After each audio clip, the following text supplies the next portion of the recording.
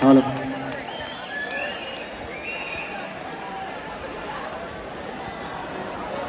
Hello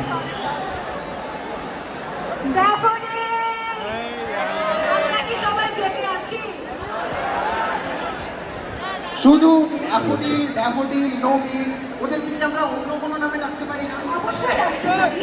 আমাদের ওদের যে কোনো নামে ডাকার দায়িত্ব তাহলে ওদেরকেই দিয়ে দিই। হ্যাঁ, অবশ্যই।